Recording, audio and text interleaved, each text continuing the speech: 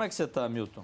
Tudo bem? Boa tarde, Paulo. Boa tarde, seu Getúlio. Boa tarde a todos os telespectadores. Gostei da gravata, É um prazer mais uma vez estar aqui. Muito obrigado. Milton Teixeira. Bom, ó, o Sandoval, da cidade de Piracicaba, ele fala o seguinte: eu tenho o cartão de uma loja de roupas e eles estão me cobrando juros abusivos de uma fatura que não paguei em dia, por motivo do coronavírus. O que eu faço? Sugerimos que seja feita essa negociação junto à administradora de cartão de crédito, que ele possa pedir auxílio ao PROCON, aos institutos de defesa do consumidor, sempre pedir ajuda a algum parente ou algum amigo para negociar nesse sentido.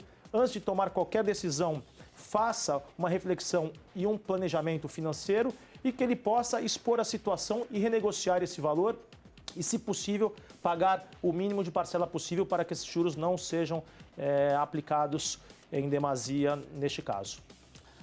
Olha, não é possível também que o pessoal não entenda, né, essa situação. Apesar que também os empresários têm que pagar as contas e é complicado, né? Isso daí é uma roda, né? É bem difícil. Até o momento tem algum tipo de projeto, de lei, ou não sei, pode estar falando besteira, mas que, um exemplo, a pessoa que esteja sem dinheiro agora, ela traz a conta dela e ela não paga algum tipo de multa, ou o nome dela não vá para o SPC, tem algo no momento encaminhado ou já valendo? Para a pessoa que não tem dinheiro não pagar a multa se atrasar a conta? Existe sim, existe uma série de alguns projetos de lei, dos mais diversos, que tratam das mais diversas áreas. As relações entre os particulares, a suspensão das contas de energia elétrica e de água estão suspensas, em especial pela população que tem um baixo poder aquisitivo, a população que tem uma menor renda.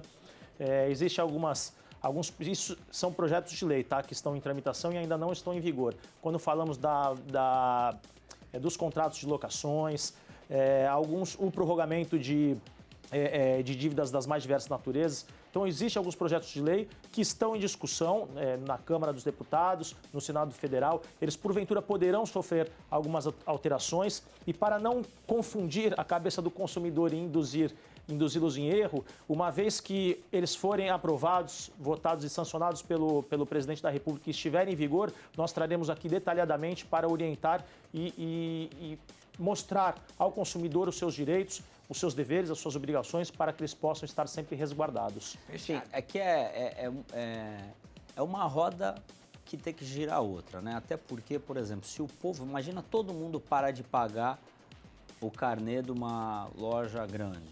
Essa loja também não vai conseguir pagar o aluguel. A pessoa que está no aluguel, que vive daquele aluguel, também não vai ter mais renda. Então, é feito em cascata, né? É feito cascata. O que eu acho muito importante é o governo estar agindo, do jeito que a gente está falando, e se entenderem as partes, né? Eu estava até um amigo meu da cidade de Santos, não vou falar o nome dele, tem um aluguel na cidade, ele paga num comércio, um aluguel, e esse aluguel, o dono da loja, o dono do ponto, ele não quer abaixar o aluguel, de nenhum jeito, e ele paga um aluguel caro. E assim, o que vai fazer? Ele vai despejar ele agora nessa situação? Não vai despejar. Nem pode. Nem pode, né? Por lei não pode despejar. Não é que por lei. Existe o projeto de lei nesse sentido também, para estender e rever. Algumas pessoas estão ingressando com a ação judicial e conseguindo uma redução parcial, proporcional do valor a ser pago, em especial estabelecimentos comerciais que estão totalmente fechados.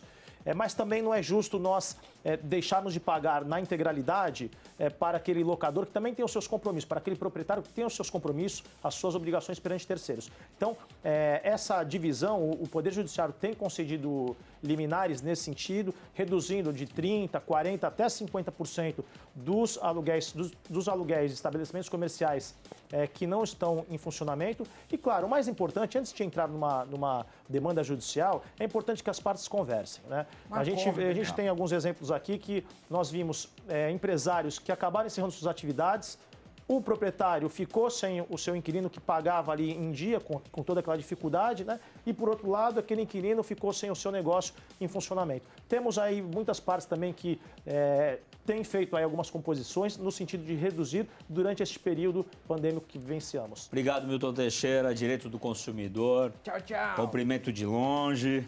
Obrigado, Paulo. Obrigado, seu Getúlio. E a todos os telespectadores que sigam as orientações médicas e científicas e que fiquem bem, sempre com Deus.